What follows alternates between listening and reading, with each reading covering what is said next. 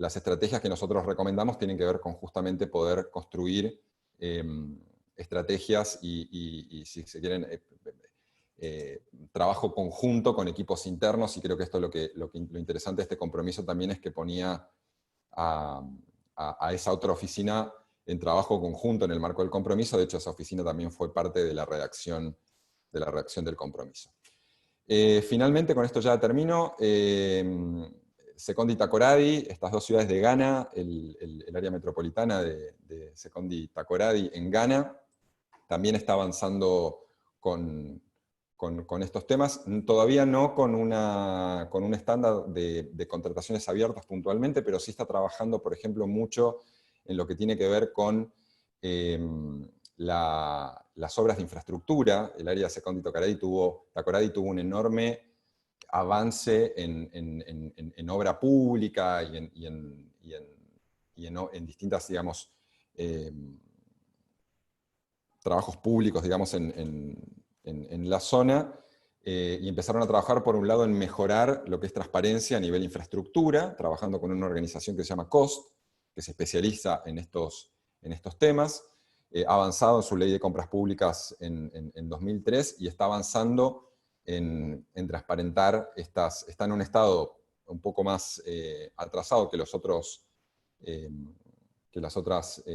miembros de OGP local de África, pero haciendo trabajo muy interesante, dando pasos en algunos casos muy básicos, pero contundentes a nivel de la transparencia en materia, en este caso, de infraestructura.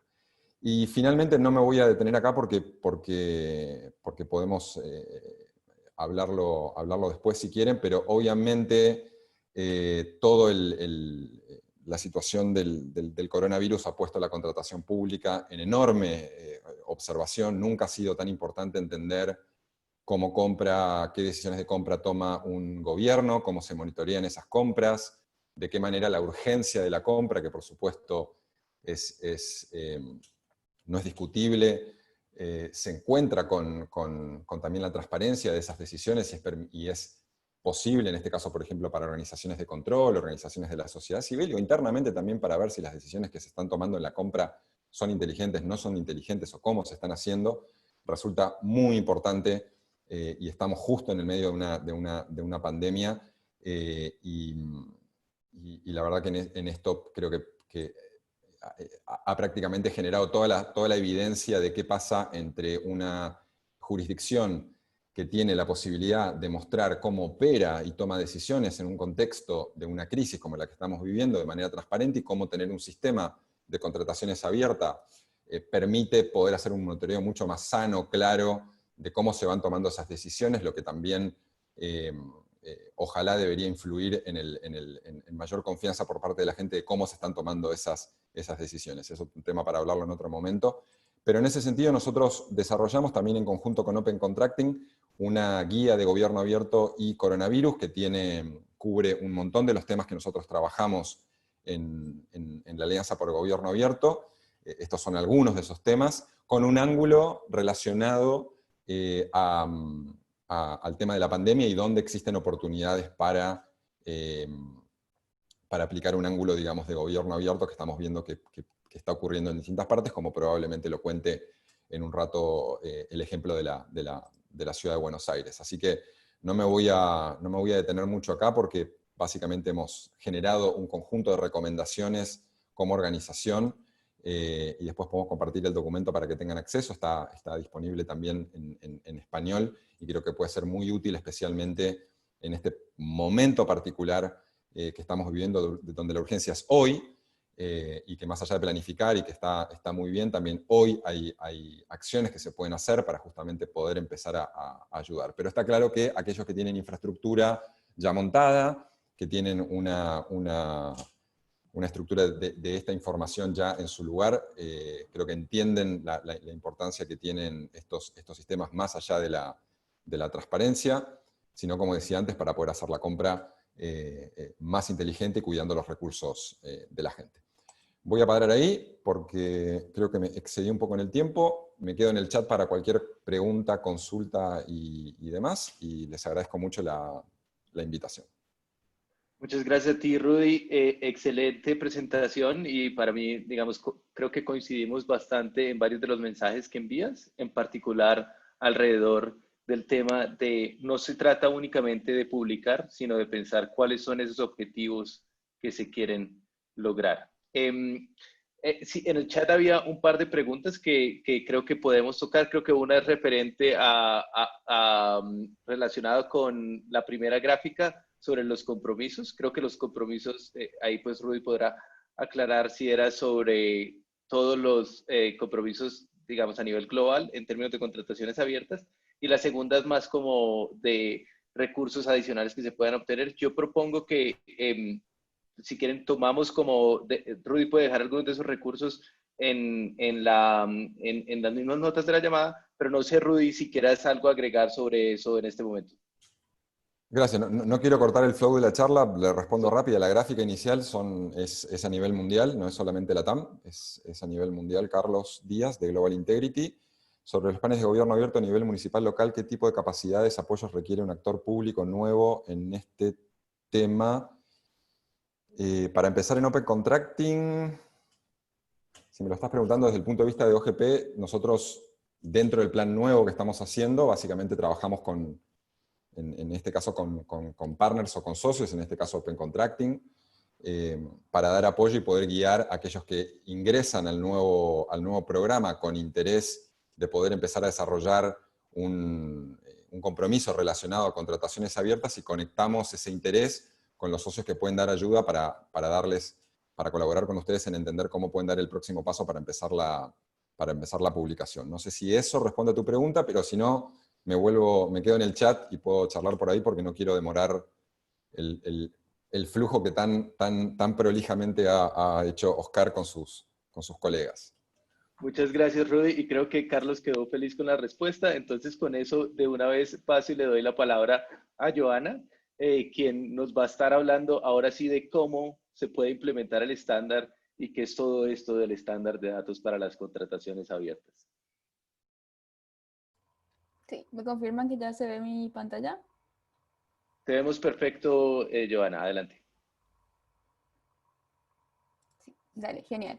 Entonces, así como decía Oscar, ahora vamos a hablar efectivamente de qué es este estándar de que tanto estuvimos mencionando a lo largo de la charla y también cómo este estándar ayuda realmente a publicar los datos, pero no a publicarlos por publicarlos, sino justamente para conseguir que estos datos se usen y logren un impacto, ¿verdad? Entonces, vamos a empezar. El OCDS, como decía, es por las siglas en inglés que significa Open Contracting Data Standard o estándar de datos abiertos de contrataciones públicas en español. Y digamos, esta definición podemos dividirla en partes. La primera parte es lo que se refiere al Open Contracting, que son contrataciones abiertas. Contrataciones abiertas se refiere a la publicación de los datos de contrataciones y también en la participación, digamos, en el uso de estos datos. Y los principios, digamos, de contrataciones abiertos cubren una serie de áreas, ¿verdad?, que buscan reformar o mejorar el uso de los recursos públicos. Y el estándar está basado en estos principios de contrataciones abiertas. La otra parte es sobre los datos abiertos, ¿verdad? Para que un dato pueda considerarse abierto, este dato tiene que poder ser reutilizable. Y para que pueda ser reutilizable, tiene que ser, estos datos tienen que poder ser accesibles, poder ser utilizados por máquinas, digamos, y tiene que tener unos permisos especiales para también que indiquen que pueden ser reutilizables, ¿verdad? Entonces el estándar lo que hace es permitir, digamos, o sea, en tratar de que se publiquen datos de contrataciones públicas, pero basado en este formato de datos abiertos para que los datos de contrataciones puedan ser reutilizados. Y la última parte es sobre un estándar de datos y qué significa que sea un estándar de datos. Básicamente significa que un estándar lo que hace es establecer una serie de reglas, digamos, para publicar, en las reglas de formato y de contenido para publicar los datos. Un ejemplo de esto es, por ejemplo, cuando publicamos un dataset que contiene fechas, por ejemplo, en la contratación es la fecha de inicio de la licitación. Sabemos que las fechas pueden tener miles de formatos diferentes, de que si ponemos el año primero, el mes primero, el mes, año, día, si la separamos con un guión, si la separamos con puntos, si la separamos con espacio, ¿verdad? Bueno, tenemos, solamente en la fecha tenemos un montón de formatos diferentes de publicación, que tal vez a la hora de introducir estos datos en un sistema no nos importa tanto, pero luego cuando vamos y queremos usar estos datos para hacer ciertos tipos de análisis, ahí sí nos damos cuenta que se complica un poco cuando, cuando queremos usar y tenemos miles de formatos de fecha diferentes. Entonces el estándar lo que hace es decir, bueno, las fechas vamos a publicarla todos de esta manera. Los números los vamos a publicar en este formato, y si son montos, vamos a publicar los montos con sus monedas. Y cosas así, que lo que hacen finalmente es que estos datos sean más fácilmente reutilizables. Entonces, resumiendo, todas las partes del Open Contracting Data Standard básicamente es un estándar de datos que fomenta la publicación de datos de contrataciones públicas en un formato abierto y siguiendo un estándar determinado. ¿Cómo está compuesto este estándar? Está compuesto por 3 partes que vamos a ir viendo más a profundidad a lo largo de la presentación, pero básicamente tiene un esquema JSON, que es un término bastante técnico, pero básicamente un esquema JSON es como un diccionario de datos donde está definido cada uno de los campos que hay que publicar con su descripción de qué significa este campo, también del tipo de dato que es de que tiene que ser este campo, y eso, ¿verdad? Después, además del esquema, también tenemos la documentación del estándar, que el esquema JSON, digamos, es lo más básico, lo más técnico que tiene el estándar, pero en adición a eso también tenemos una documentación donde se explica mucho más detalladamente este esquema y también cómo usarlo, cuáles son los casos de uso y otras cosas más. Y también cómo implementar. Y por último, la tercera parte, digamos, del estándar también es un esquema de versionamiento que tiene el estándar, porque este estándar, además de fomentar datos abiertos, el estándar en sí también es abierto, lo que significa que todos los usuarios o publicadores del estándar o gente interesada en el estándar puede contribuir al estándar, porque a medida que se va usando, se va implementando el estándar en diferentes partes, este estándar va evolucionando para ya sea o agregar más campos o a modelarse mejor de acuerdo a también cómo las contrataciones públicas cambian alrededor del mundo. Entonces también hay versiones del estándar. El estándar empezó en su versión 1.0 y actualmente estamos en la versión 1.1.5 y estamos trabajando ya en la versión 1.2 del estándar.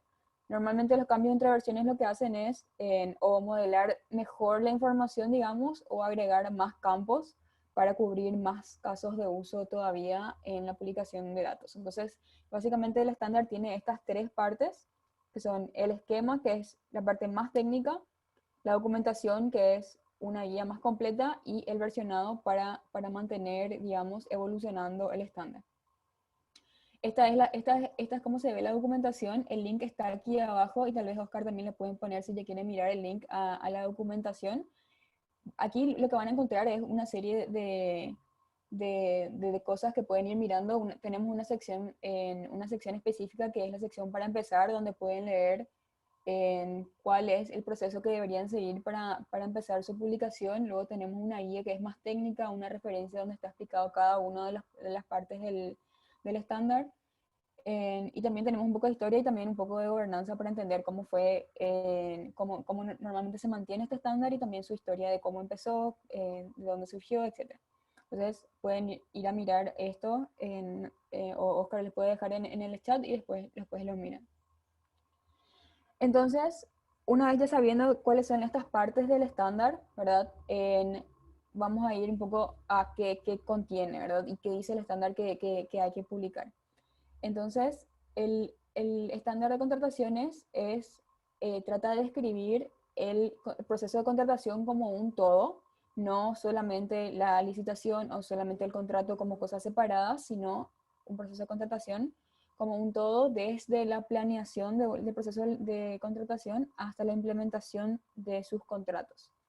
Y Para OCS, un proceso de contratación está definido justamente como toda la información de la planificación, las licitaciones, las adjudicaciones, contratos y la implementación del contrato relacionadas a un único proceso de iniciación. Y este proceso de iniciación normalmente puede ser un llamado a una licitación o una contratación directa o un proceso que salga de un convenio marco, por ejemplo. Pero todo esto, digamos, todo esto, digamos, es un solo proceso de contratación para el estándar, ¿verdad? Todas las partes que tenga el proceso de contratación, todas juntas. Y justamente para tener esta visión de un solo proceso de contratación, una de las cosas más importantes que tiene este estándar es que tiene un identificador para todo el proceso, desde que empieza hasta que termina, digamos. Y este identificador lo que hace es que podamos tener toda la información solamente mirando a este único identificador, y esto es especialmente útil para los casos en los que, por ejemplo, la información de la planeación del proceso, que normalmente aquí está en la parte del presupuesto que se va a usar para este proceso, por ejemplo, si está esta parte publicada por el Ministerio de Finanzas o el Ministerio de Hacienda de un país, y el resto de las partes, por ejemplo, las licitaciones y las adjudicaciones, están manejados por la Dirección de Contrataciones del país y son dos publicadores diferentes, si ambos le asignan el mismo número de proceso a esas partes de la información, luego podemos juntarla y tenerlas todas juntas gracias a este identificador único. Además, este identificador, como el estándar es un estándar internacional que está implementado por más de 30 países alrededor del mundo, y uno también a veces quisiera hacer como que comparaciones entre las compras de los diferentes países, este identificador único lo que hace es tener un prefijo que es asignado por la OCP de manera aleatoria para cada publicador, y es un prefijo diferente para cada publicador. ¿Para qué? Para que los números de procesos no colisionen entre países. ¿Por qué? Porque, por ejemplo, aquí en Paraguay podemos tener un proceso que es el número 123, pero en Colombia puede existir el mismo proceso que también se llama, su número es 123. Entonces, al momento de comparar, ahí vamos a tener una colisión. Entonces, para que esto no pase, lo que hacemos es asignarle un prefijo aleatorio a cada país, entonces, y esto se le pone como un prefijo a ese número, entonces va a ser ABC-123 en Paraguay y XYZ-123 en Colombia, y ahí se asegura que no hayan colisiones.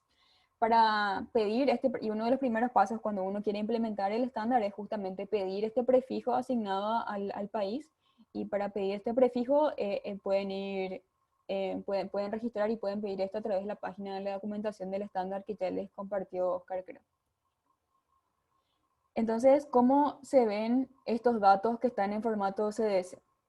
Los datos en OCDS solamente pueden llamarse, o sea, pueden decir, esto es OCDS, esto está en el estándar, si están publicados en un formato JSON y es estructuralmente correcto contra el JSON esquema oficial, digamos, del estándar, que es de lo que les hablaba hace rato. ¿Por qué se escogió el formato JSON para la publicación de los datos? O, bueno, para empezar, ¿qué es el formato JSON? Porque no sé si todos lo saben. Bueno, JSON básicamente es un formato que es un formato de texto, digamos, que solamente tiene texto. Esto que está aquí es un ejemplo, que básicamente lo que facilita es la interoperabilidad entre, más que nada, aplicaciones de computadora, más que humanos, digamos, porque como si lo vemos así, obviamente esto, digamos, no es tan amigable para una persona, es más para máquinas, pero lo que hace es que sea más fácilmente interoperable entre sistemas. Y básicamente un JSON lo que tiene es, bueno, conocemos los CSV que tienen un montón de columnas, y cada fila tiene los valores de las columnas. Bueno, en un JSON lo que pasa es que tenemos un nombre del campo y al lado de cada nombre del campo su valor, y eso se repite para cada fila, digamos que sea de nuestro CSV tenemos un par en nombre del campo y valor. Y también podemos modelar estructuras más complejas como listas. ¿Por qué? Porque tenemos, bueno, estos corchetitos en el JSON significan que son una lista y luego son objetos, y ahí podemos ir como modelando información más compleja en este formato. Y Entonces por eso se eligió el formato JSON para el estándar. Y también nos facilita esto tener en este formato JSON el que podamos validar que cada uno de los campos sean, digamos, estén estructuralmente correctos en base a lo que el estándar dice. Porque tenemos herramientas que automáticamente, dado este JSON, digamos, ve campo por campo y compara que el contenido de este campo con lo que dice el estándar que tiene que ser. Y entonces así de una manera automática podemos controlar que nuestros datos sean correctos contra el estándar.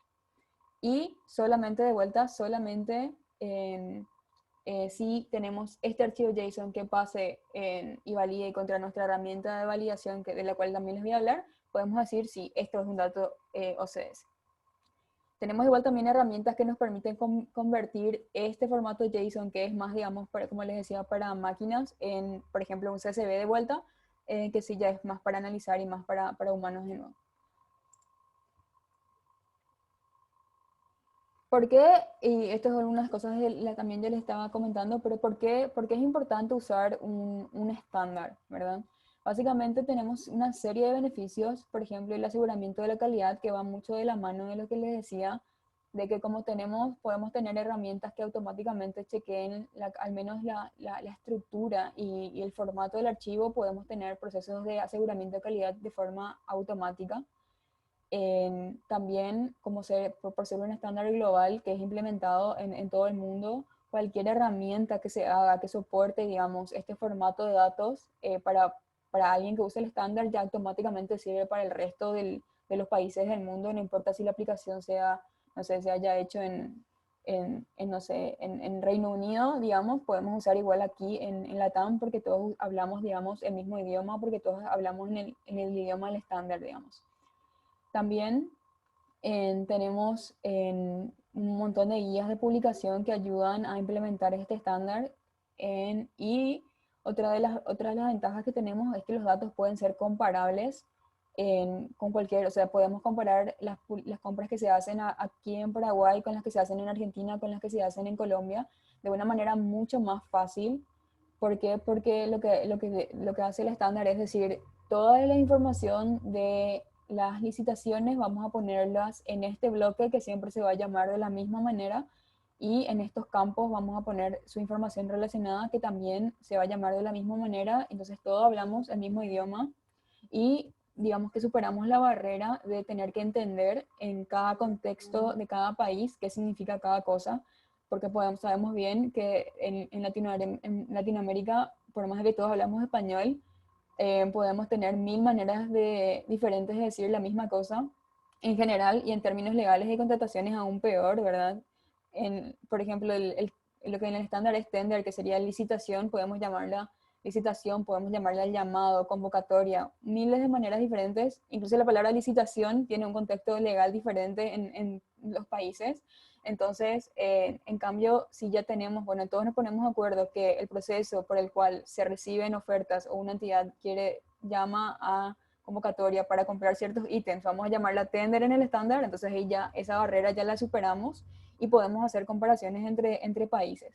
Esto también creo que se vuelve bastante importante con el tema de la pandemia, ¿verdad? Donde los gobiernos compraban en artículos de proveedores de todo el mundo. Entonces también nos sirve, por ejemplo, para comparar de dónde están comprando los otros países y a cuánto le están vendiendo estos proveedores las mascarillas o las demás cosas que se están comprando por la pandemia, ¿verdad? Entonces esto es mucho más fácil de hacer si ya todos los datos están bien estructurados y hablamos todos lo mismo, digamos. Y también, bueno, ¿cuáles son algunos problemas que OCS, digamos, ayuda a resolver? Es que normalmente pueden pasar que hayan datos limitados sobre contrataciones, o por ejemplo que se publican los datos de contrataciones pero solamente de una etapa. Entonces OCS lo que dice es, mire, toda esta información ustedes deberían publicar desde la planificación hasta la implementación del contrato. Entonces le dice, bueno, pueden ver de publicar también estas otras etapas, digamos, que digamos, amplía el rango de opciones o el rango de ideas que tienen los publicadores de qué datos extra deberían o qué datos deberían publicar en general sobre sus contrataciones. También resuelve el problema, o digamos, ayuda a resolver el problema de la dificultad de unir los datos de los diferentes procesos, sugiriendo el uso, digamos, que lo que le decía, de este identificador único para todo el proceso de licitación. También pueden ser que los datos publicados sean difíciles de interpretar por toda la complejidad que hay en entender, digamos, los términos de contrataciones públicas. En cambio, el estándar, como les decíamos, además de decir que publicar también explica qué es cada una de las etapas, entonces digamos que eso ya sirve de documentación para alguien que quiera usar los datos. Y otro problema que puede ser es que lo que el gobierno publica no es lo que los usuarios necesitan, porque puede ser que uno esté, bueno, como gobierno tenga una idea de, bueno, voy a publicar esto porque esto es lo que me parece importante, pero como que no tiene la idea de realmente, o sea, no, qué es lo que los usuarios necesitan para hacer algo, y es lo que para hacer el estándar se hizo, porque el estándar fue basado en un estudio de casos de uso a nivel global sobre qué es lo que los usuarios les interesa saber sobre las contrataciones, entonces ya tiene ese problema, digamos, resuelto. Y cómo resuelve justamente estos problemas, lo que ya les comentaba, ¿verdad? Todos los datos que sugiere implementar o sugiere publicar el estándar están basados en casos de uso. Y también provee una implementación, digamos, que hay donde incentiva que hayan ciclos de retroalimentación en los que los usuarios le digan a los publicadores, esto estoy necesitando, y los publicadores lo puedan agregar si hace falta. ¿Y cuáles son estos casos de uso que también estamos mencionando tanto todo el tiempo? Bueno, son básicamente 4 casos de uso en los que el estándar, o digamos que cuando se investigó para hacer este estándar, se basaron, y son básicamente el valor por dinero, es decir, comprar lo mejor que se pueda al mejor precio. También detectar fraude y corrupción. Esto es, digamos, digamos en general el caso de uso, pero no es, o sea, digamos, es solamente uno de los casos de uso que hay. No necesariamente que contrataciones públicas significa corrupción, ¿verdad? También otro caso de uso es incentivar la competencia de los contratos. ¿Por qué? Porque sabemos que al publicar las oportunidades de licitación que tiene el Estado, abrimos también la posibilidad de que haya más competencia al saber más proveedores las oportunidades que hay. Y también el monitoreo de la entrega de servicios, para que los ciudadanos también puedan ver, utilizar estos datos y ver y monitorear realmente si se está cumpliendo lo que el Estado está comprando, ¿verdad? Y un quinto caso de uso que recientemente, digamos, que fue descubierto que no, el estándar no fue basado en eso, pero también fue descubierto, digamos, es que también sirve mucho para el manejo interno de los procesos dentro de las entidades públicas. ¿Por qué? Porque cuando uno implementa el estándar se da cuenta que puede mejorar un montón de cosas en sus datos, o que puede recolectar un montón de nueva información. Entonces también digamos que otro caso de uso es este, y es un beneficio para la entidad misma, y no tanto para los usuarios de afuera, sino también es un beneficio para la entidad misma recolectora de los datos. Y obviamente cada uno de estos casos de uso tiene campos diferentes del estándar que publicar, entonces por eso es importante, y el estándar obviamente que busca maximizar esta cantidad de casos de uso que se puedan implementar, pero también es importante que nosotros, o cada uno como publicador, defina cuáles son sus casos de uso prioritarios, al menos, para centrarse en esos casos de uso al inicio y decir, yo quiero aumentar la competencia, entonces voy a publicar, y nosotros tenemos guías de, bueno, este caso de uso significan, digamos, estos campos. Entonces, yo quiero competencia, entonces tengo que publicar o centrarme por ahora en publicar tal y tal campo, y entonces después, en eso me centro primero para como que reducir el trabajo, o digamos, separar el trabajo. Entonces empiezan con eso y luego van iterando, pero priorizando siempre un caso de uso en específico, y no tanto publicar por publicar, digamos, sino es más, digamos que es mejor cuando uno tiene un caso de uso que quiere cumplir, y por eso está publicando sus datos. Si bien, digamos, como les decía, hay campos diferentes para cada uno de los casos de uso, también hay de todas formas algunos campos, algunos conceptos que son transversales a cualquier caso de uso, como son, por ejemplo, los identificadores únicos, que esto se aplica, por ejemplo, al identificador de las entidades, o los identificadores de los proveedores, que son sumamente importantes si uno quiere empezar a responder preguntas la pregunta básica, por ejemplo, de qué entidad es la que más compra o cuál es el monto total comprado por entidad. Nosotros para hacer ese agrupamiento por entidad necesitamos identificarle unívocamente a una entidad. Entonces por eso el estándar, digamos, promueve que hayan identificadores para todo lo que se pueda. Y también los proveedores, la misma. ¿Cuál es el proveedor del cual el tal alcaldía o tal gobernación compra más? Necesitamos un identificador único del proveedor para poder hacer ese agrupamiento. También, como les decía, lo del OSIT, lo del el identificador de la contratación único, el prefijo y las listas de código, que básicamente las listas de código son, tenemos por ejemplo ciertos campos que pueden ser, digamos, que pueden tener valores fijos. Por ejemplo, si el proceso de contratación es abierto, si es directo o si es selectivo, entonces el estándar tiene una serie de valores, digamos, que ese campo puede llegar a tener también para estandarizar eso. Estas listas de códigos están digamos, en las diferentes etapas del proceso de contratación, entonces por eso es como transversal a todo. Entonces, ¿cuáles son, digamos, los componentes básicos que vamos a entrar en más en detalle de lo que ya les hablaba? De todas formas, el componente, digamos, central de todo el estándar a nivel técnico al menos, es lo que les hablaba del esquema OCDS. Este esquema básicamente, como les mencionaba al principio, es como un diccionario de datos que provee primero la definición formal de cada uno de los campos, también cómo los campos deben estar estructurados y el formato de cada campo. Básicamente es como un diccionario de datos de esto. Entonces, esto también nos facilita que si cuando publicamos los datos ya tenemos nuestro diccionario de datos en formato estándar, ya tenemos nuestro diccionario de datos hecho. El estándar también tiene una serie de secciones. Básicamente tenemos primero esto, así como están, esto es lo que ven aquí, es como luce básicamente un archivo OCS. Y en un archivo en formato estándar, básicamente lo que tenemos es una sección de metadatos donde están, por ejemplo, la fecha de la publicación, el OSIT que identifica el proceso completo, y luego ya cada una de las secciones donde está la información que está desde la sección de las partes involucradas en el proceso a cada una de las etapas que estamos viendo, la planificación, el tender que sería la licitación, las adjudicaciones, los contratos y su implementación que está aquí dentro de los contratos. Entonces, además de este formato JSON, que bueno, así como está aquí, se ve un archivo que tiene una información de un proceso de contratación, ¿verdad? Además de esto, el estándar también provee un modelo de publicación de estos datos a través de lo que se llama entregas y registros.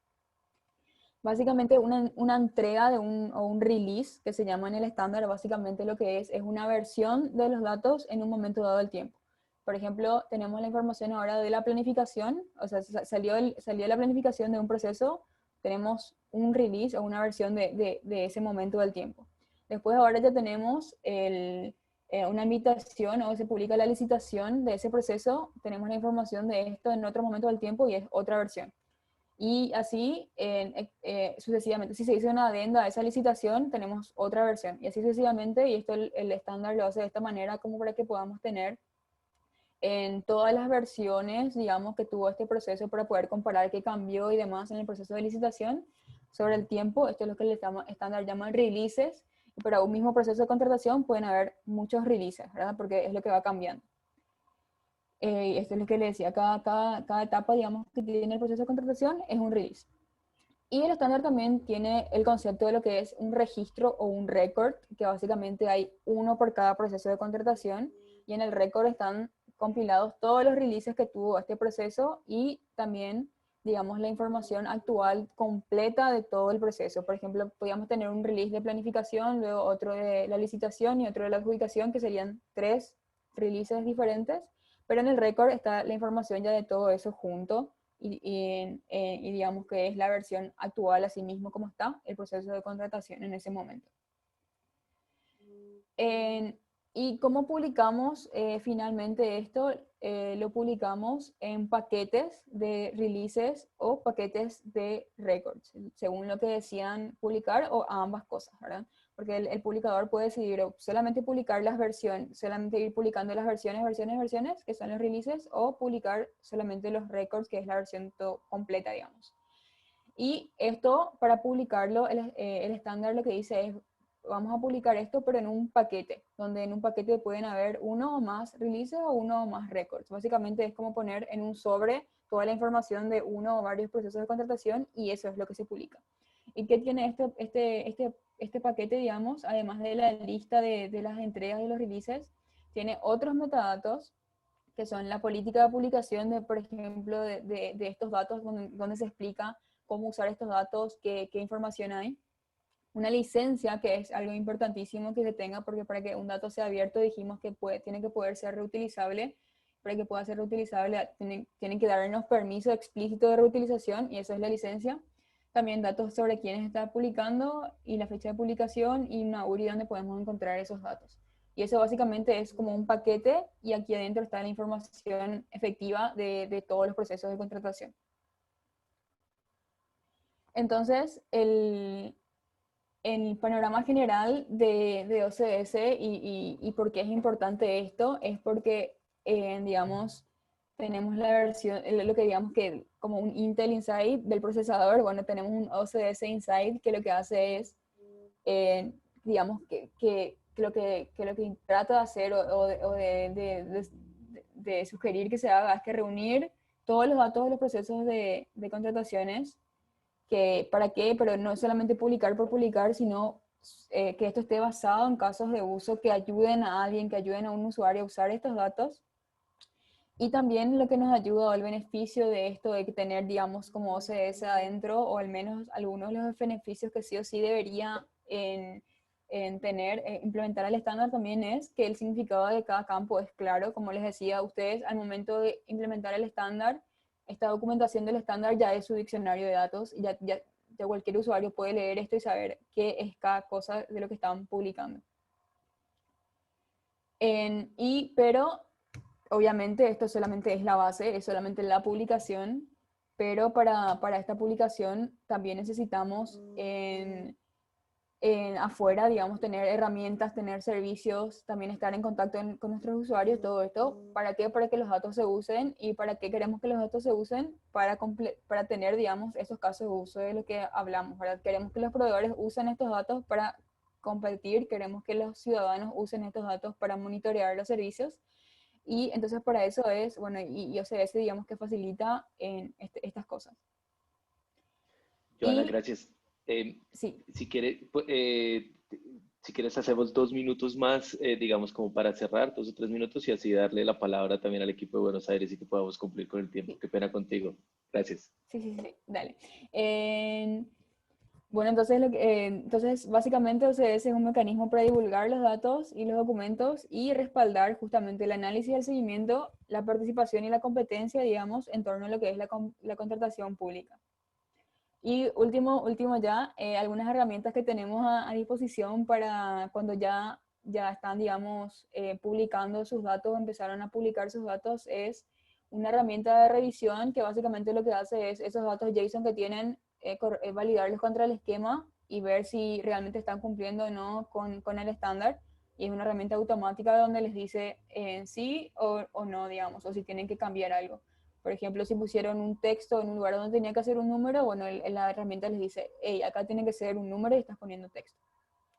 Y esta herramienta la pueden encontrar aquí en este link, y también está la presentación para después, si pueden ir, si quieren verla.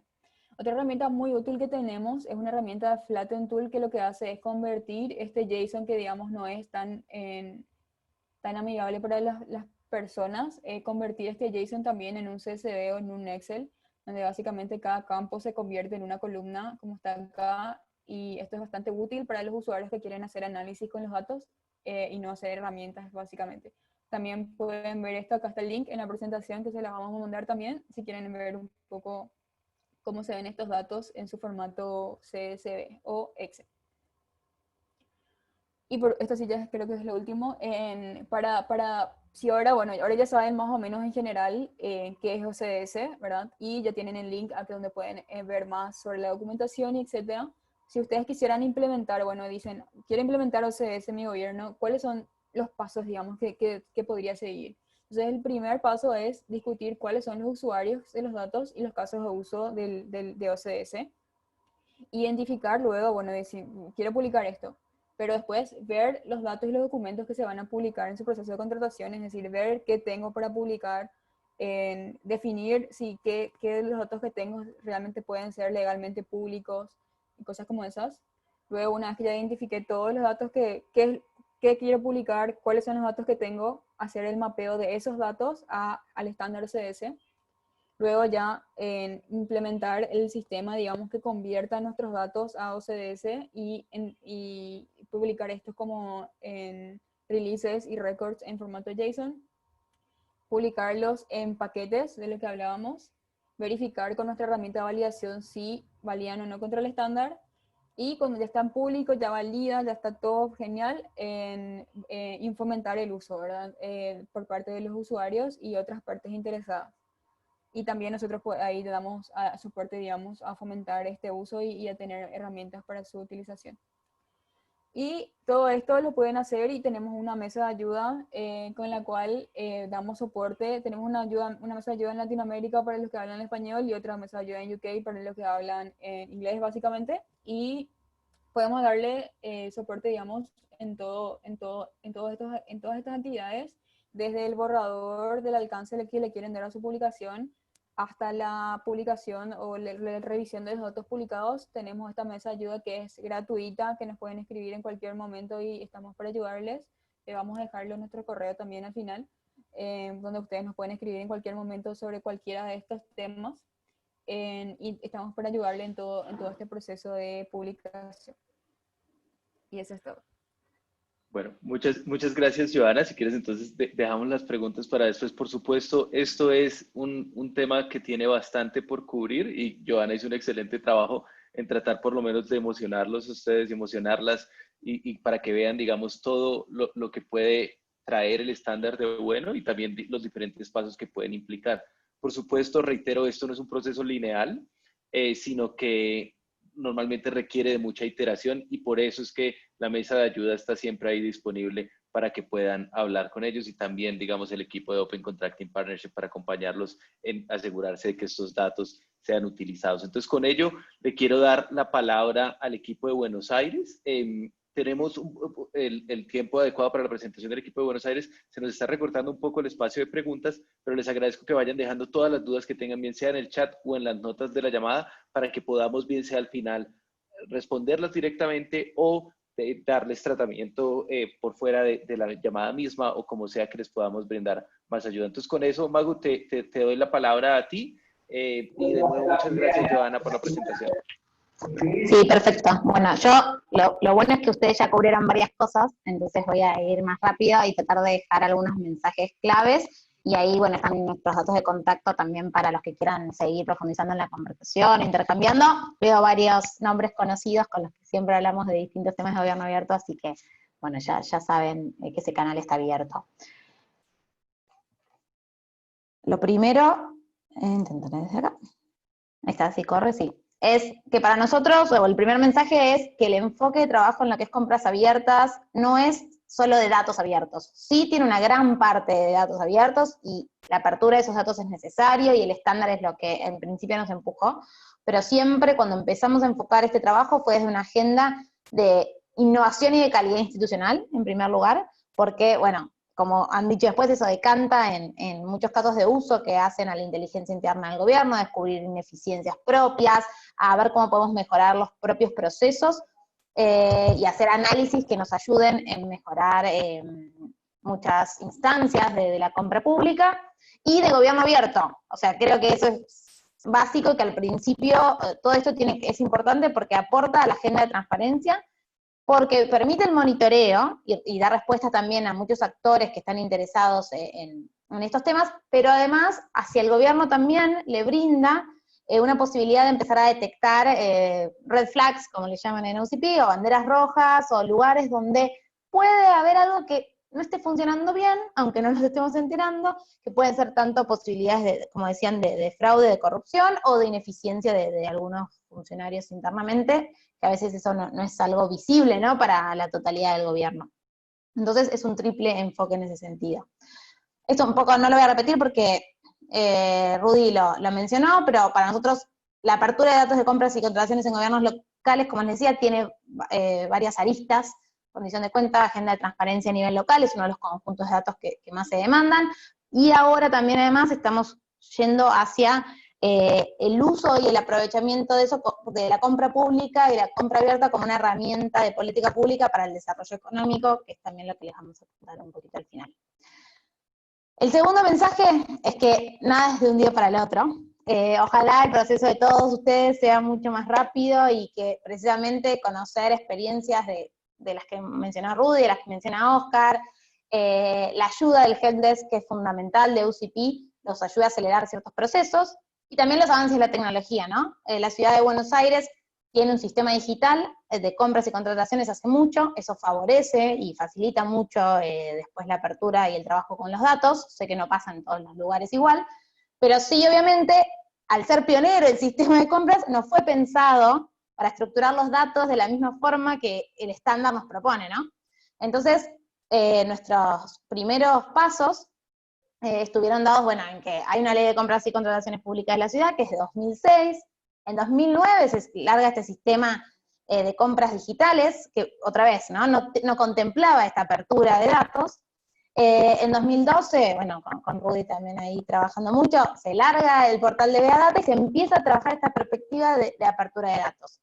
Y ya en 2017 hacemos la primera publicación en datos abiertos, pero no en el estándar de Open Contracting. Entonces, de ahí también, esto lo uno con el mensaje de no es publicar por publicar. La verdad que nosotros en un intento, o el gobierno de la ciudad, de abrir los datos y hacerlos transparentes, publica los datos de compras en Beadata en formato abierto, pero por tener un enfoque de gobierno abierto, al ir interactuando con los reutilizadores y las reutilizadoras de estos datos, nos damos cuenta que era necesario hacer un esfuerzo más para generar un cambio incremental y publicarlo de una forma estructurada y estandarizada que permitiera precisamente hacer de esos datos no solo un lugar para que estén abiertos y, bueno, lo transparenté y lo publiqué, sino que también se les dé utilidad para que tengan un bien mayor. Y ahí es donde nos metemos a tratar de compatibilizarlo con el estándar de Open Contracting. Esto era como anecdótico porque, bueno, teníamos el dataset abierto y de repente eso era como ya el checklist, ¿no? Bueno, ahí nos empezamos a preguntar, cuando nos empiezan a traer estas ideas de estandarizar los datos en el formato de Open Contracting, ¿no? Hacia adentro hay que vender, ¿cuál es esa motivación, ¿no? Esa inversión de recursos que tienen que hacer los gobiernos para ir un paso más allá. Y nosotros la vimos muy útil cuando quisimos hacer análisis sobre las compras para los Juegos Olímpicos, porque fuimos los primeros en abrir los datos de los Juegos Olímpicos de la Juventud, de toda la organización, y realmente fue un dolor de cabeza en su momento compaginar toda esa información. Y lo mismo, hubo varias ONGs y medios de la Ciudad de Buenos Aires que quisieron hacer un análisis comparativos de los precios que pagaba la ciudad por medicamentos comprados desde la ciudad y comprados desde el gobierno federal, y se chocaban con que al no estar estandarizados no podían hacer esa comparación. Entonces, bueno, a través de un informe nos presentaron algunas mejoras, nosotros también nos contactamos con Open Contracting por ser parte de la UGP, de la Alianza para el Gobierno Abierto, y empezamos ese camino. Así que, digo, van a ir encontrando que hay motivaciones para dar ese salto incremental, cada gobierno sabrá, ¿no?, obviamente cuáles son las propias. Entonces, algunas cuestiones claves para poder avanzar es que haya decisión política.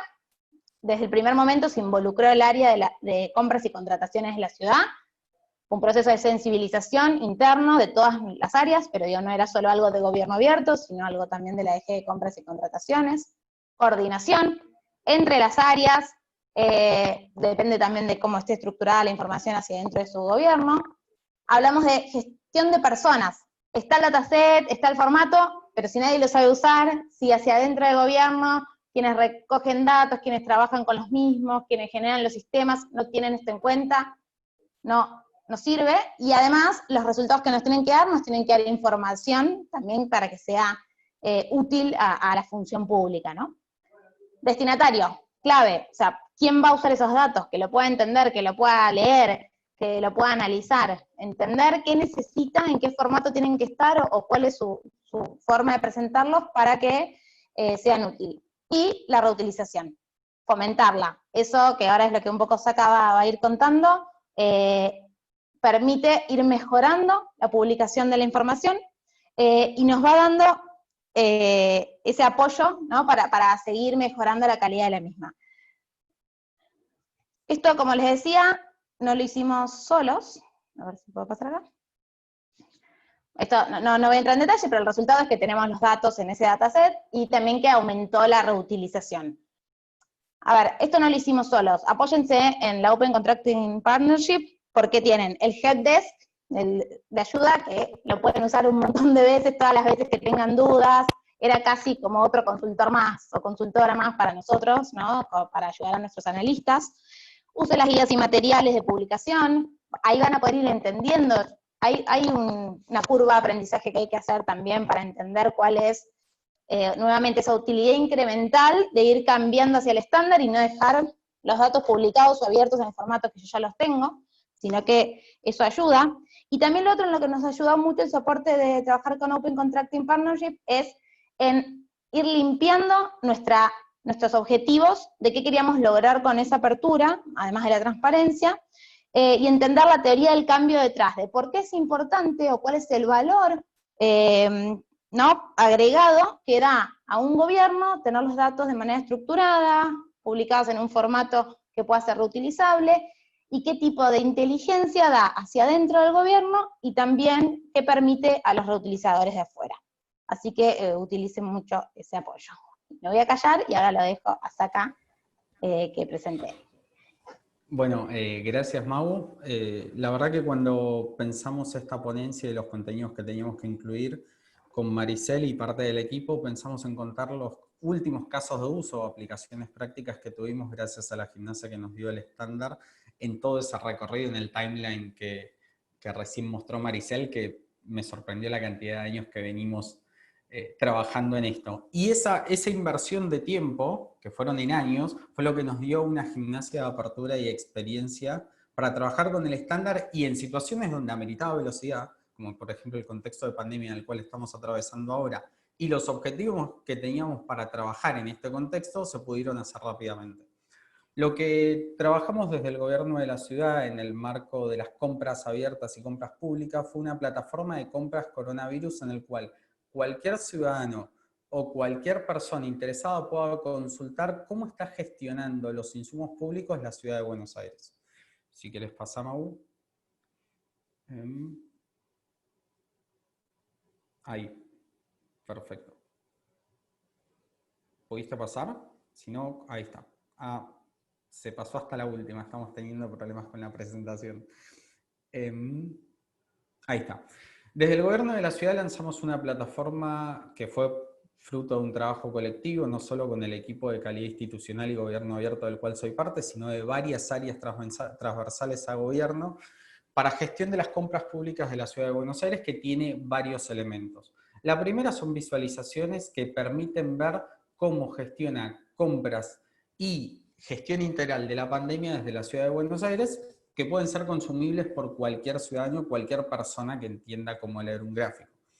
Un listado de recursos necesarios, es decir, un listado de posibles insumos que el gobierno de la ciudad pueda necesitar para seguir gestionando la pandemia, información sobre el nuevo sistema de funcionamiento de gestión de compras que se implementó a partir de la pandemia, y un dataset y monitor de compras que lo que se buscó como finalidad última es que cualquier persona en línea con la política y filosofía de datos abiertos y el estándar VAC, el estándar que aplicamos al sistema de Buenos Aires Compras, cualquier persona pueda consultar cuáles son los datos de gestión de la pandemia.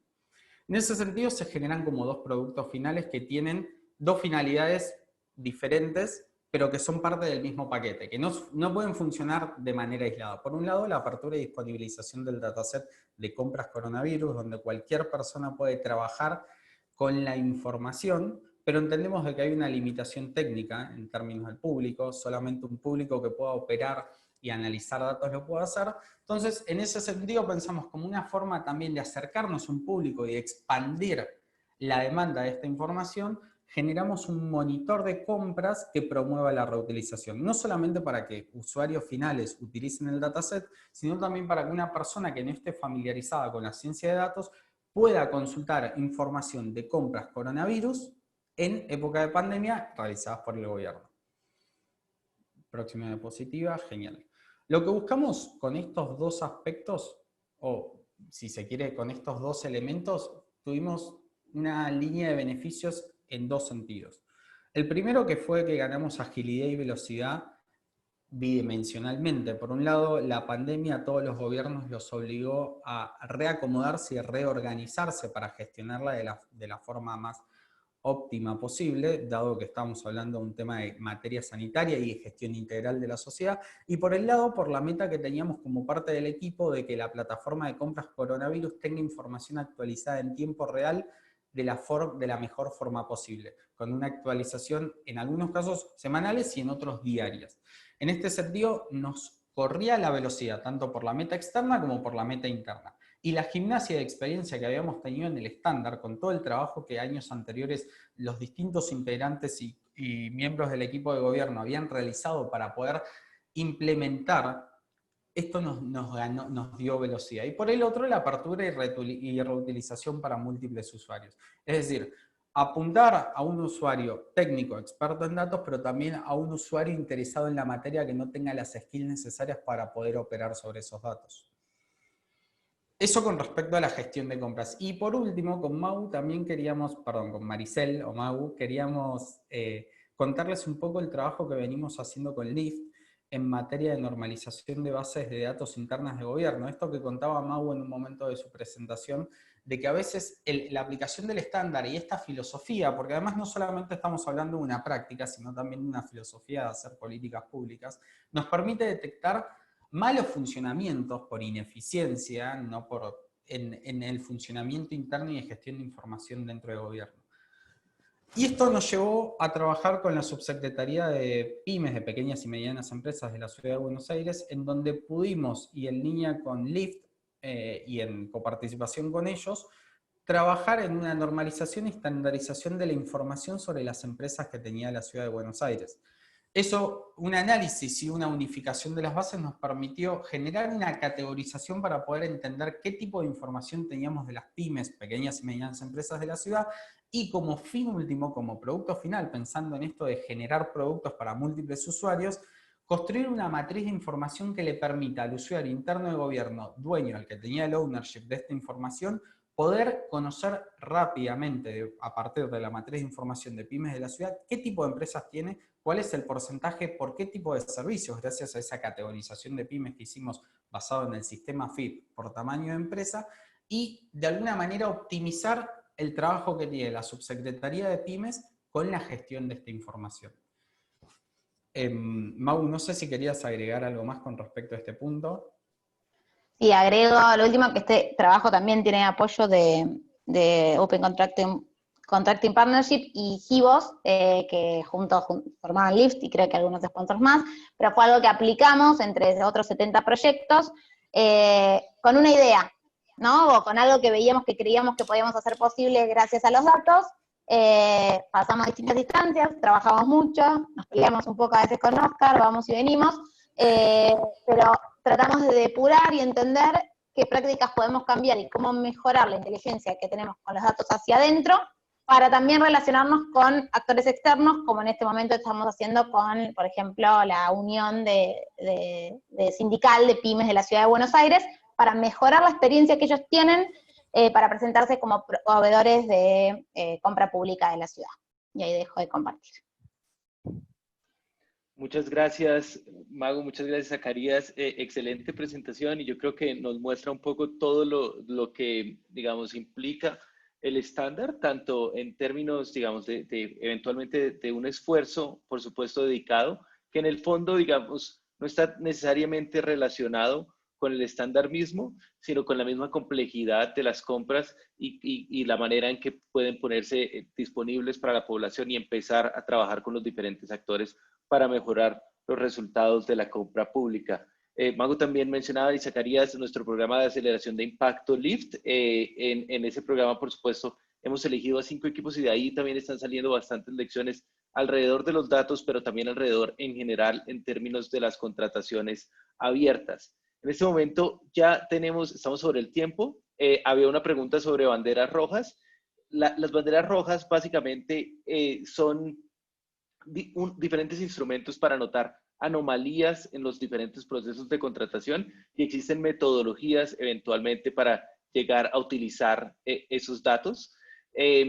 Y esas metodologías pueden ser tan sencillas como tener indicadores sobre cosas que nos están diciendo que algo no está funcionando en ese proceso de contratación, a cosas más complejas como algoritmos de aprendizaje de máquinas que van y miran problemas que tienen diferentes procesos de contratación y después proyectan eso a las diferentes cosas que ocurren. Entonces, sobre eso tenemos una guía, Mayra, y si te parece, yo la voy a poner dentro de los referentes y demás, pero con eso yo creería que podríamos cerrar para no excedernos mucho. Quisiera pedirles un favor antes de terminar, en caso de que por supuesto no haya ninguna otra pregunta, y es completar la encuesta de este evento que nos sirve a nosotros para saber qué podemos hacer mejor a futuro. Entonces la voy aquí a enviar al chat para todos. Les pido que se tomen 2 minutos para por favor completarlo. Y no olviden, perdón, es que este chat de Zoom es, ahí sí está la encuesta, por favor les pido la completen en 1 o 2 minutos. Les recuerdo también que en caso de que quieran contactar a la mesa de ayuda, basta con que nos escriban a data@open-contracting.org, data@open-contracting.org, y ya voy a ponerlo también aquí en el chat para todos, o de pronto, Johanna, tú me puedes ayudar con eso escribiéndolo en el chat, pero asegurando que llegue a todos los que están aquí en la llamada. No sé si mientras completan la encuesta, alguien tiene alguna pregunta para alguno de los presentadores, presentadoras que hoy nos acompañaron.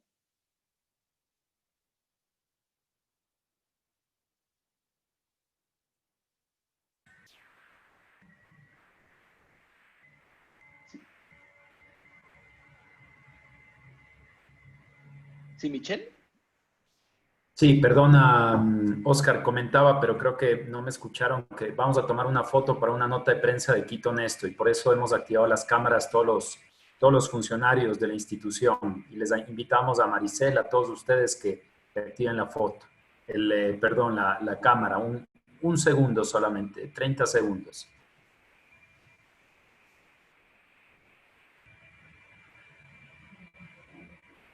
Gracias, Michelle. Ahí aprovecho Muchísimas para gracias. hacer eco un poco de la recomendación que está haciendo también Magu. Nuestra mesa de ayuda realmente está ahí para ayudarles a todos ustedes y también, digamos, nosotros podemos trabajar de la mano con ustedes para definir cuáles son esos objetivos que quieren alcanzar con el estándar y demás. Pero bueno, yo creo que con eso les pido nuevamente que por favor completen la encuesta. Para nosotros es muy importante tener esa retroalimentación. Dejaré la guía sobre banderas rojas, Mayra, y muchas gracias por la pregunta en las notas de la llamada.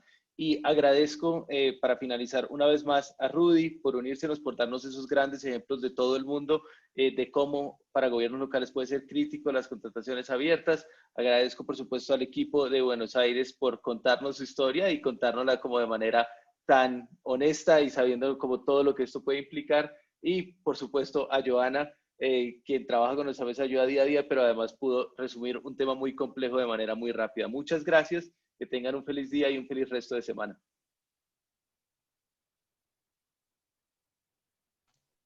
Gracias.